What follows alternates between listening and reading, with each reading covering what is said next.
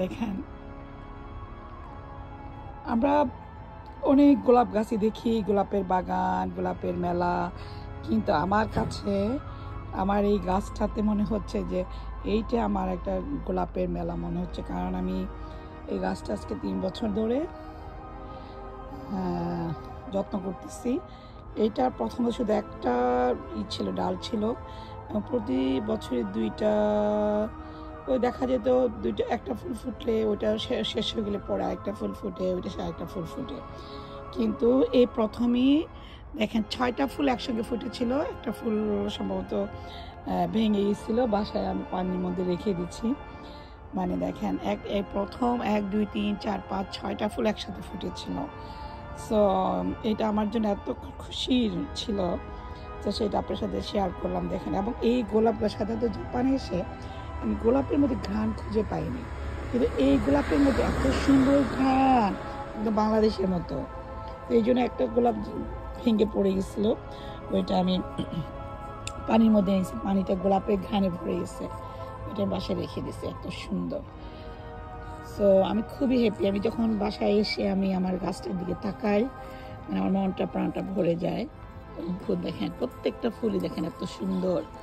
ওরা আমাকে প্রতিটা মুহূর্তে বলতেছে তোমার কোনো কষ্ট নাই, তুমি আমার মুখের দিকে তাকাও, আমার দিকে তাকাও, তোমার কষ্ট সব দূর হয়ে যাবে।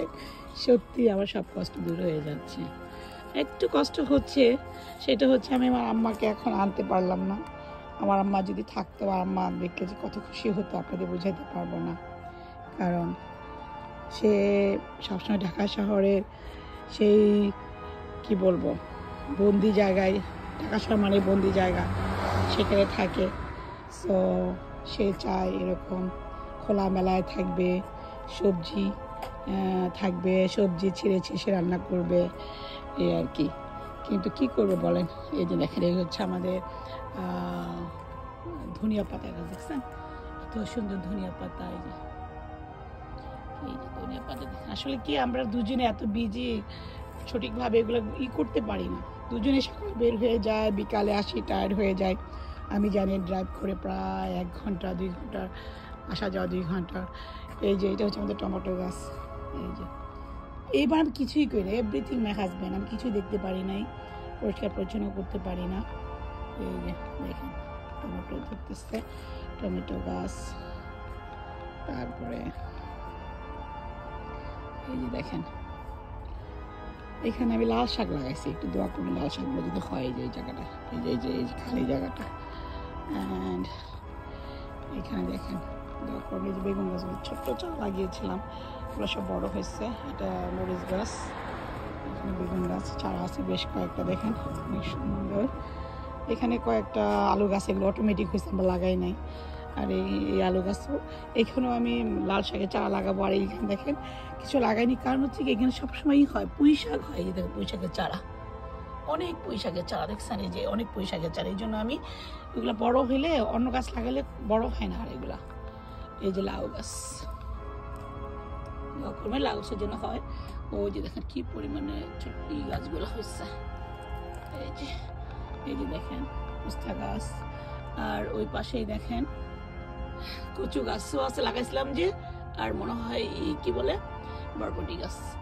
ওই যে ওই পাশে একটা গাছ লাগিয়েছে, আমার হাজবেন্ড আপনাদেরকে বলবে। সো চলেন দেখাই আপনাদেরকে। এইটা হচ্ছে কি শসা না, মিষ্টি কুমড়া গাছ। ওইটা হচ্ছে শসা গাছ, এই যে শসা গাছ। আর এই গাছটা তো আপনারা জানেনই, ছোট ছোট অরেঞ্জ ধরে যে, এই যে একটা গাছ অরেঞ্জ গাছ। চলেন আরো দেখাই আপনাদেরকে, সরি চলেন। এখানে আমাদের বেশ কিছু চারা আছে, এগুলা আমার মনে হয় নেক্সট উইক আমরা একটু সময় আসছে, আমি এগুলো করবো।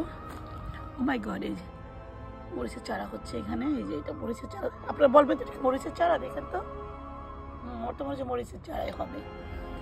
আর এই যে লাউয়ের অনেক চারাই হয়েছে, এখন আমরা একটু করতে পারবো না, যেন দোয়া করবে। আর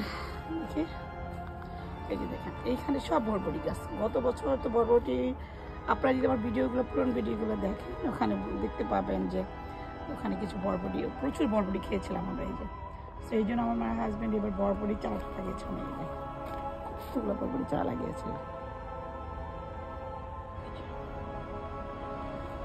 বরবটি চারা অনেক, পিছনেও নিয়ে যায় পিছনের সাইডটা। এখানে সে একদম প্রফেশনালি এই কি আলুর গাছ লাগাইছে দেখেন।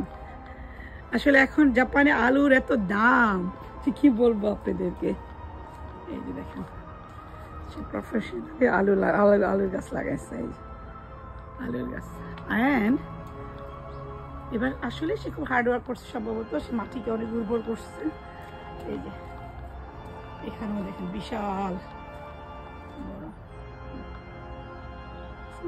এই যে এখানেও আবার কিছু সে ইয়ে গাছ লাগাইছে। এই যে বেগুন গাছ, মরিচ গাছ। ওই যে দেখেন না, এগুলো হচ্ছে গ্রিন পেপার। ওই তিনটে হচ্ছে গ্রিন পেপার, প্রবলেম একটা হচ্ছে মরিচ গাছ হতে পারে, সরি আমি বলতে পারবো না, বড় হলে আপনাদের দেখাবো আর কি। এখানে সম্ভবত তিনটে গ্রিন পেপার হতে পারে। ওকে, এই যে দেখেন টমেটো, এখানে টমেটো ফুলগুলো ধরছে, হয়তো ফুল এই যে দেখেন ফুল, ওই ফুল কই খাচ্ছে না, এই ফুল ধরেছে। এত সুন্দর ঘ্রাণ আসতেছে পাতা থেকে, টমেটো ঘ্রাণ আসতেছে। এই যে দেখেন এই পাতা নাকি খাওয়া যায়। আজকে কিছু পাতা আমি তুলবো, তুলে রান্না করে আপনাদেরকে দেখাবো। কি সুন্দর না? এখানে আবার কিছু পাতা আছে। Thank you. আশা করি এই ভিডিওটা আপনাদের অবশ্যই ভালো লাগবে।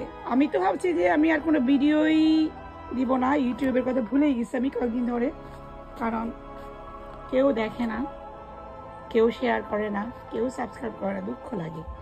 তারপরে যাক, আমাদের ভালো লাগার জন্য করেই যাবো। Thank you. তুলে নিয়ে আসলাম, যেই কথা সেই কাজ। এখন রেখে যে পাতাগুলো এসে রান্না করবো, সেই রান্নাও তো আপনাদের শেয়ার করবো। Thank you.